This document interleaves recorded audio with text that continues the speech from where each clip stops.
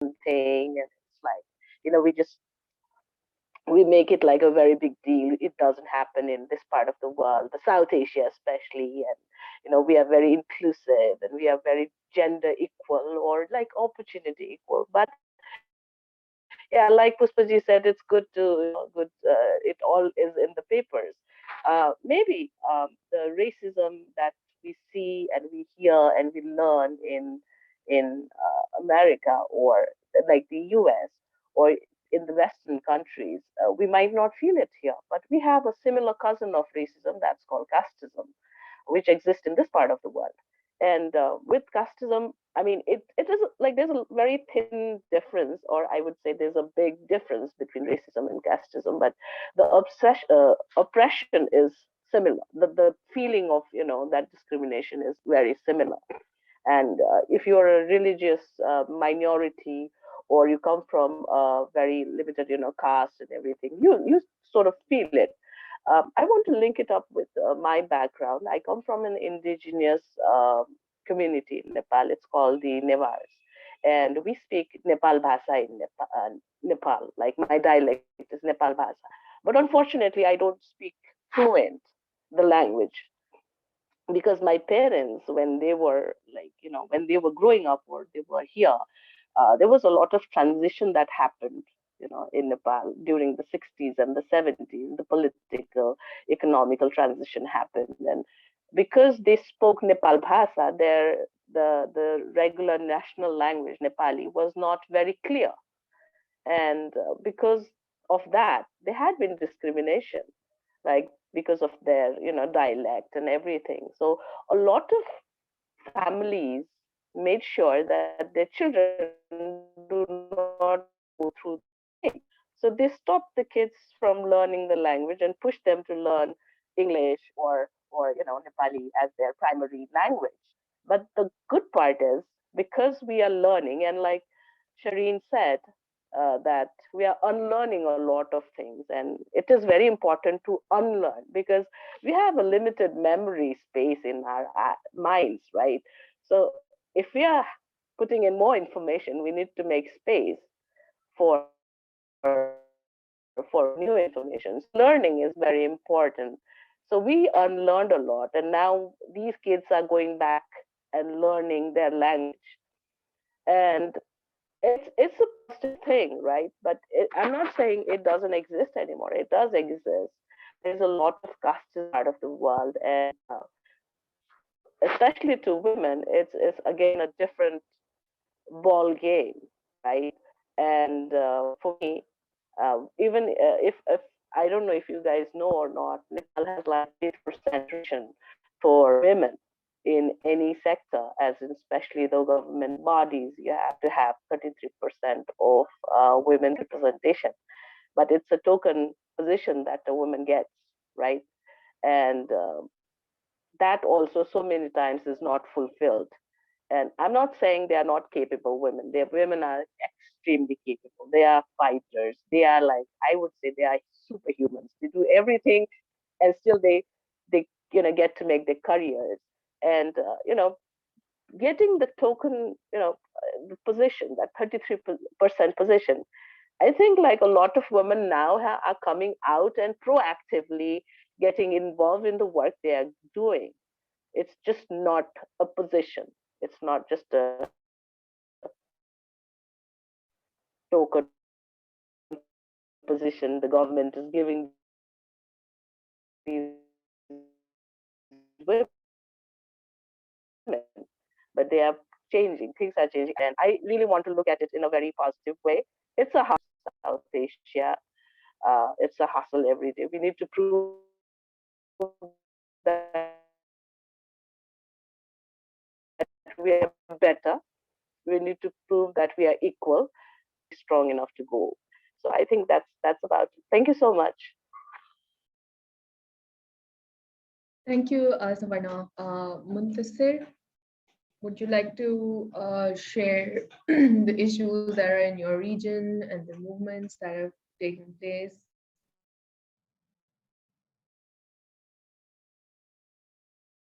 Thank you, Shireen said. So I'll be a bit repetitive, but take it as a summary if you indulge in University of Illinois at Urbana-Champaign, which has a very vibrant African American community and a Department of African American Cultural Studies. It was very near to Chicago, which is a famous hub for African American movement and culture. So I got a little bit of an exposure around what Black History Month actually means to community. Took some learning points from the events that I attended, cultural events. Sometimes it's a panel discussion, sometimes art exhibitions, cultural programs, everything. So it, as many of you already have said, it honors legacy of struggle and fundamental point of celebrating Black History Month, and a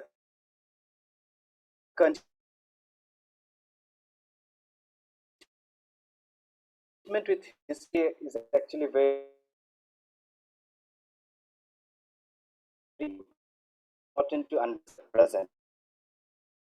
Why am I situation? Also very important. It's not just about stories about discrimination and everything, but there are a lot to celebrate as well. So that's the point Black History Month also expresses. And another very important thing that I learned was it's about identity. As human being, we have different kind of identities: our racial identity, our religious identity, sexual identity. So Black History Month's point was to familiarize or help even younger generation to understand their own identity as their racial background. So creating and maintaining identity is also part of this.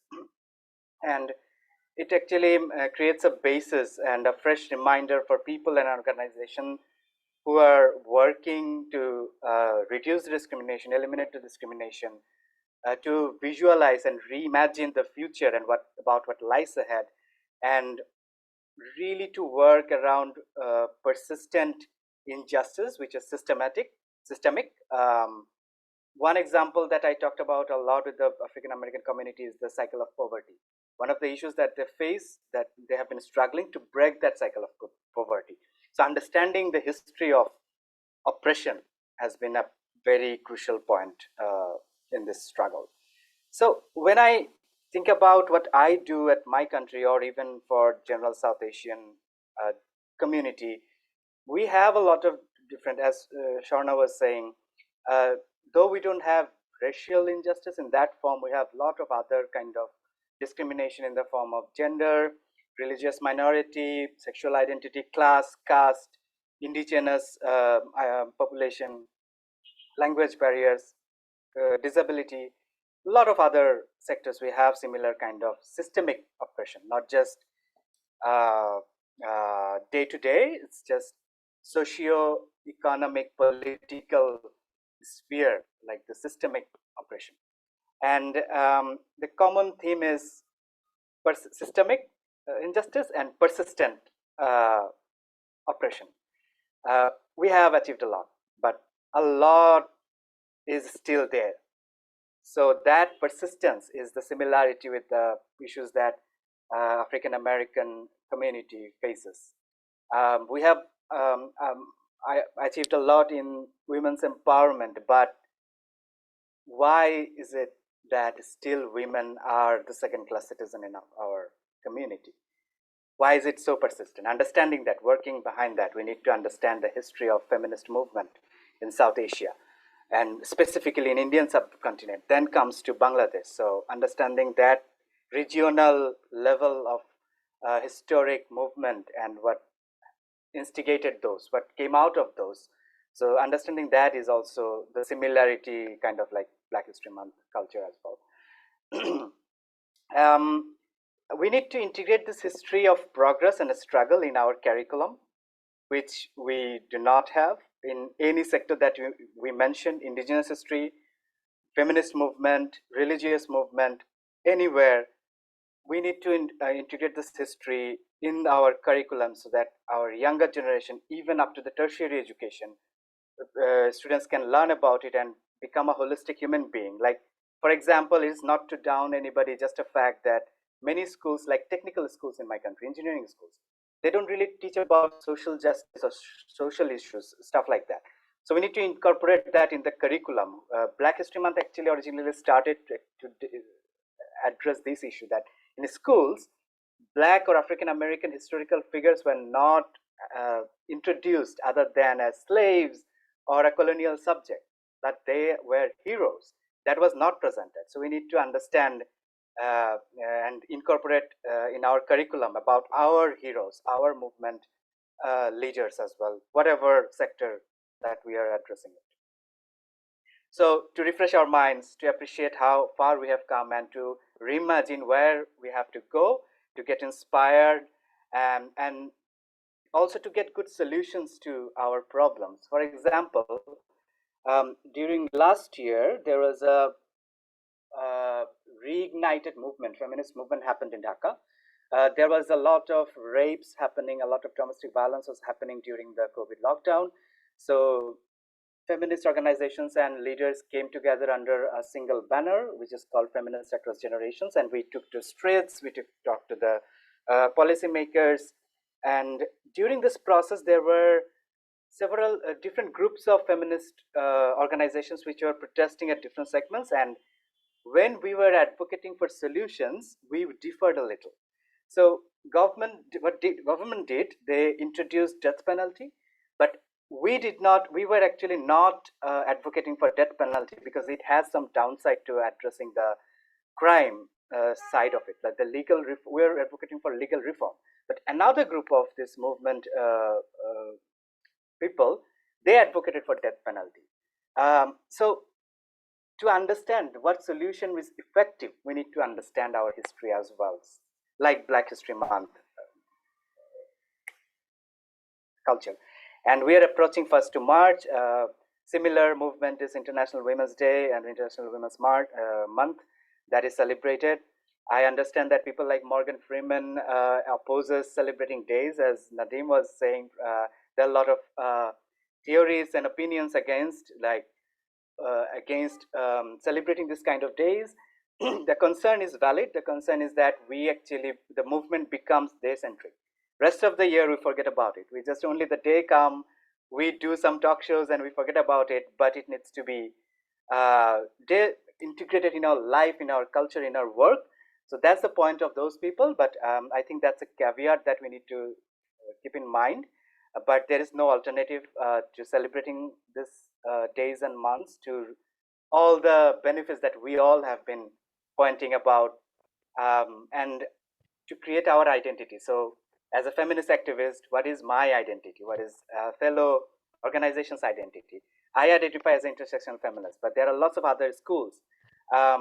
What does that mean? So to understand that, to understanding the history, to understand the theories, to understand leaders, that is very paramount to actually create these identities in our movement as well. So those are the learnings that I took from BHM activities in the US, and that's how I see our similarities and how we can cultivate that culture into our own understanding, movement, and our education curriculum, policy making everywhere. Thank you. I would like to, Samana, if you allow me, I would like to add Gigi, something. please, sure.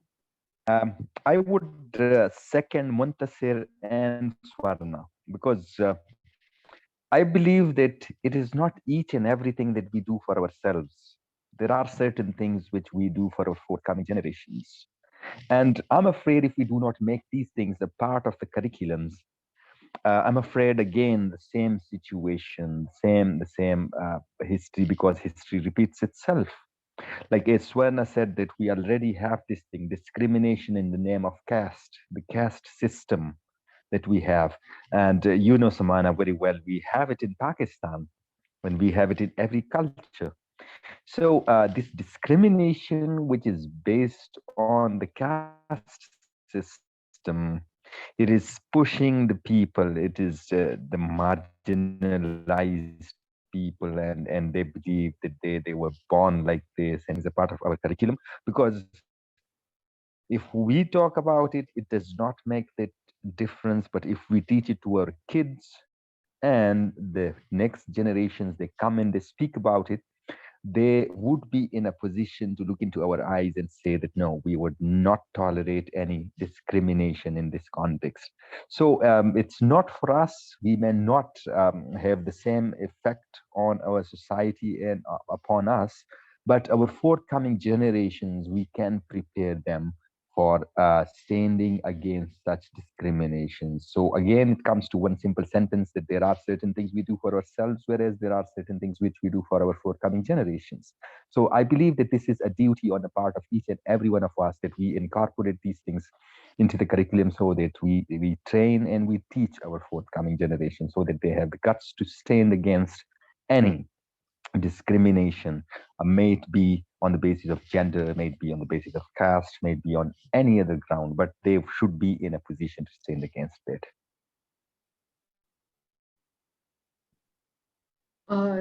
Mavish, you have raised your hand. Thank you, Samana. I wanted And to then second Savarna. Nadeem's suggestion and wanted to add. Can you hear me? Yes, we can. Please go ahead. Yes, I wanted to second the suggestion Mr. Nadeem is proposing. And I also wanted to add that, not only in the curriculum, but we need to add this in, a training for our parents, we really need a parental package which can train parents, mothers and fathers and within the family how to behave, because we start discriminating and teach discrimination inside our families. Thank you. Savarna.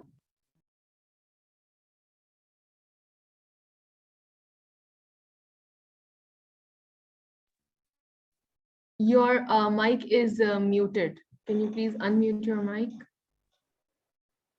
Yeah. Oh, I'm sorry. No, it's fine. I just wanted to add on to what Nadeem ji said. Very briefly, I want to add to it that, we as in this generation need to set up an example.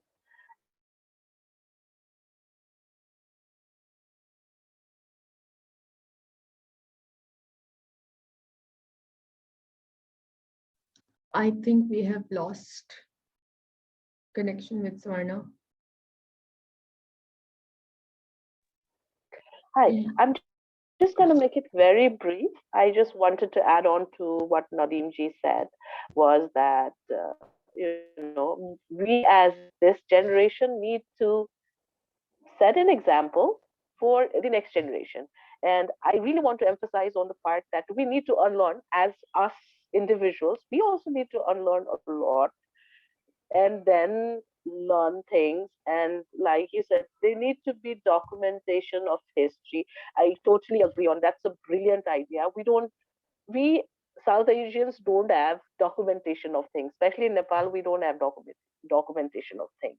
So I think it's a brilliant idea. If we all like sort of come together and work on it, it would be an amazing thing that we can leave behind to our generation, next generation. And like we say in Nepal that, because Nepal is having a political transition right now, we are the generation which is going to be sacrificed in this process. But if it's for a larger good, why not? There's always one generation making that sacrifice. So it's going to be us. So I just wanted to add on that. Thank you so much. Thank you. Zahid, right. You did not get a chance, right? Yes, thank you. Yeah. Sorry. Okay, so basically, I want to proclaim myself as a good listener. So I'm taking some notes. I try to find that in South Asia we find diverse kind of issues. Is basically discrimination to civil rights accelerated crisis, social stigmas. We have our own issues.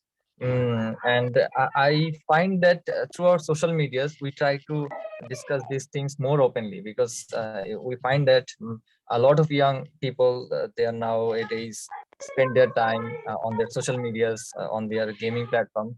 So if we try to engage them through this kind of platform, I hope that we could raise awareness on these issues, because during my time in Oklahoma in 2016, I try to find and I get access to some kind of mental health facilities of Oklahoma. I find that mental health issues on the Black people, they have diverse issues. The normal Americans, they have some issues related to economy or their social life, but Black Africans, Americans, they find some family related issues, and they face a lot of issues. So I believe that through social media, through online platforms, through local forums, international forums, we try to discuss this kind of issues.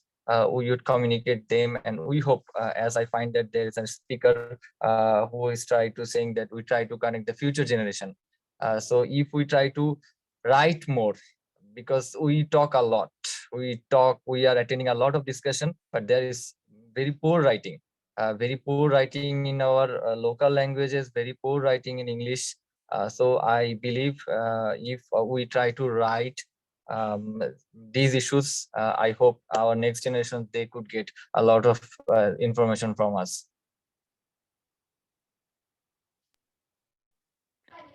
I would, if I'm allowed to speak, Yes, please, sure. And um, I also would like after to this, add. Muntasir, because he raised his hand. So yeah. Okay, I would like to add, like, we have valuable people like Shahreen, who is an academician. Swana, she has a lot of experience in her area. I would say that if we make up a Facebook page where we can aid in materials, where we can, because I can help it out, making it a short optional course, whether it is I can make it a course and can make it a part of the curriculum. It would be an optional course. um, it would not be graded. If it is graded or not, it does not make any difference. So the basic idea behind is to sensitize the society, because right now it's only us who are speaking about it, but if we educate people, we are disseminating it through words of mouth, and they have it as a course. So they, because, like, let's suppose I tell you something about the kids are the best propagandists.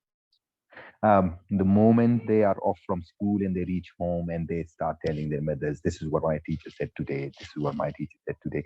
So they're the best propagandists. If we can uh, uh, uh, like, if we can, what should I say, if we can make a short course out of it, creating a Facebook page and we adding our input, and when we collect all the input, we make it a short course and add it to the curriculums. This would be my suggestion. I think this would be the best idea, which I believe you may all have your own inputs, and which is really valuable, much better than mine. But this is my ultimate conclusion of all this discussion. Um, I'm going. Sorry. You say that our ideas are better than yours, but you already said what I wanted to say. So thank you, sir. So as I wanted to flag this, actually, when Sharna was talking, Zahid was talking about writing things down, writing our history down. I think if we don't make it a course, like what Nadim was saying, that it will get lost. We need to penetrate the systemic barriers. So it needs to get into the curriculum of schools, colleges, and other form of formalized historical record keeping. So we can write. We definitely, that has a potential to create discourse and live on the internet forever and act as a resource for future generations. But it needs to be get into through our policy advocacy into the systems and infrastructure that are involved in educating our next generation. Thank you, sir. That was the point.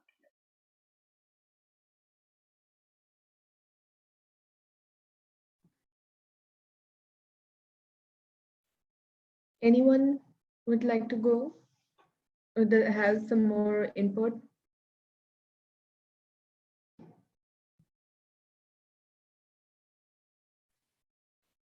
Um,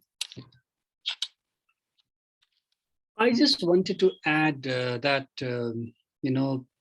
I think things are changing, of course, for sure, because the way that we are talking about these issues today, the way we are thinking about these issues today itself, I think is a reflection of how things have changed compared to perhaps a generation before us, right? Of course, even among ourselves, we might not be of the same generation, but our thoughts tell us that we are of the same generation, right? So things are changing, and perhaps it will change for the better. We need to put in our efforts, and some of the discussions that have taken place and some of the suggestions that have been put forth today, I think, will make things happen. One aspect that I was thinking about and wanted to touch upon was on the idea of this tokenism. Of, I mean, like say a very simple example. Nowadays, we see this everywhere that if you are to form a panel for a discussion, you need to have 2 or 3 women on the table. Not for anything else. It might not be substantive, but just to show that you have women on the panel. When you do that, you become a feminist, or you become a crusader of women's rights and things like that. How do we change this perception? That, I think, is a challenge that I see today. Because one risk that I see with this is that people might be complacent with doing this kind of stuff and saying that we are empowering women, whereas at the substance level, there is a lot that we have to do. And this is something that we have to think about, and that to change this practice. Otherwise, as I said, the risk is that we might just become complacent in just showing that we are achieving this, rather than actually achieving what we actually want to achieve. Just wanted to put this thought. Smriti, you have raised your hand, please. Yes, thank you, Samana. So interesting what Pushpaji said. I just want to add on to that dialogue that I just, sort of engaged in. So basically, I think it also takes a cohort like ours. It also takes a generation like ours to change the narrative. And we can do it in simple ways, big ways. To share an example with you, I am, we were having this discussion, and there were men, women, and there was like, in the next election, why don't we sort of ask that person to be there? And again, this for me sounded like tokenism. So I said, you don't have to, say, pull in a woman and say, why don't you come and fill this space? How about we announce and say, and see if there are actually people, women, who are interested, beyond that. And it was taken very well. It was received very well, and they were very open about it. So changing the narrative and engaging in smaller, big ways also, I think, really helps. And I think we can do it in every way that we can. And I completely support the idea that's coming in during the session. So just wanted to share. Yeah.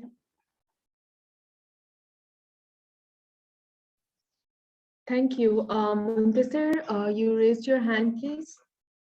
Quickly, just about the idea of tokenism, we activists who are working in this arena are taking it as progress of some kind.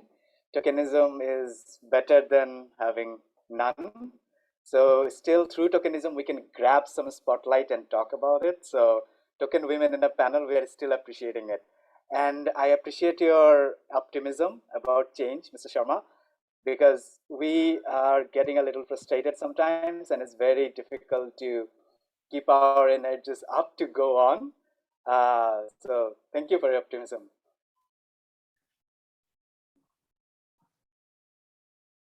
Thank you. Anybody would, Mevish, would you like to add? Yeah.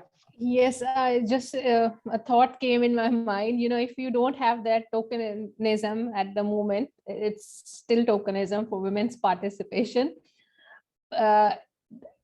if that's not asked or not forced, people will forget inviting women to speak about it. So I have witnessed some panels or discussions where all women discussion is happening for women and all men are discussing that. So I agree that there is a tokenism, but you still need that. Maybe in future something will happen, or after that tokenism, a true participation will also come in. Pushpa has raised his hand again. No, I completely agree. Now, I didn't mean that tokenism is not important and that we should not be doing it. If I did not make it clear, wanted to clarify this. But what I was saying was that I think now it's time to move ahead from tokenism itself, right? We should not be limiting ourselves to tokenism because that might breed complacency. So that is what I wanted to say. And regarding optimism, as Muntasir, I think there is this book. Of course, it's not related to what we're discussing today, and it's about a broader kind of optimism kind of thing. This book by Steven Pinker, Enlightenment Now. I think that gives some sense of optimism in the world that we are living now. It's not everything is lost and doomed to failure. Things have changed for the better. Of course, like we might not agree to everything that he has in the book, but I think it does give some sense of optimism if you are interested. Enlightenment Now, I think would be a good read. Shaheen also raised her hand, right? Yeah, so I was about to almost, I had the same idea that just Navish was saying about tokenism and stuff, and Pushpa was also pondering this. So while we were having this discussion, I recently had the same experience. Like it's a recurring experience because since I'm in academia and then I'm also an activist and I'm working as a in a social enterprise. So all this sort of, I mean, different sort of experience I have faced as a woman, and I have studied women and gender studies, and I have studied English literature, and all the stereotypes go with my profile. And so what I usually get from people is that whenever there is a session that we are gonna invite you, Sharing, just for the sake of just we need someone to represent the women folk or something like that. But then again, what happened is that a lot of people get connected, and from the forums like this, and if it was an live forum, we would have questions, and we would be having Q&A sessions, and we would be joining into the discussion, and the more people would get into the platform of the idea generating, and the dissemination process will start right from this platform. But about the tokenism, and this is very prevalent in our society and everywhere, I guess. I mean, white people are talking about the experience of the people of color, where the panel is completely white. I mean, it's completely white, and we have like men are talking about women empowerment, but there is none women present in the platform, and they're being very confident, and they're mansplaining, and they're doing all the things. So it's there. But then again, as all of us probably are getting on the same the same thread of discussion, is that for the time being, in some cases, yes, we do need tokenism because of the part of equity and the inclusion, because people sometimes you need to hit hard to understand, to make people hear your voice. So I guess that's what I was about to say. So yeah.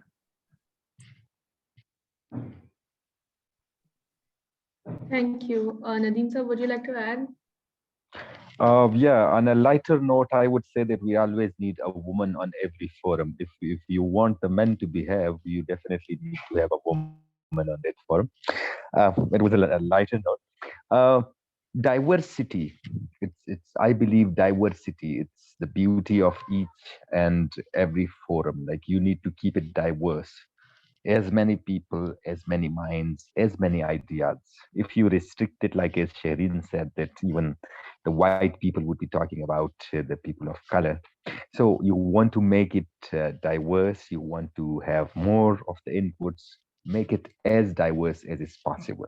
And the problem with us is that when we are talking about children, we do not bring in stakeholders. When we are talking about women, we do not invite women who are the stakeholders. So I would say that as diverse as is possible, that we can keep every forum, and especially such forums. This would be something to add on.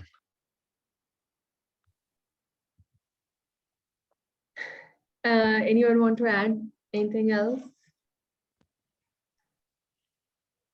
Okay, so thank you so much. Okay, Shane, please. Sorry, I just forget. I'm really looking forward to read Samriddhi's work. It sounds really amazing, and this is so exciting and so interesting. And if there is a blog that you write, or if there is a link that we can have access to, it would be really great to read about your work and what you're working on. Thank you. Thank you. Thank you so much, everyone, for joining us from all around. And this was a very fruitful discussion. I also enjoyed it. I hope you guys learned and also enjoyed the discussion. Thank you for being an active alumni and participating in these programs. It's you guys who keep the network running. And thank you to the regional coordinators for making it happen. Thank you so much for attending, and you all are connected over WhatsApp. Also, I'm sure you have each other's email address and phone numbers and whatever.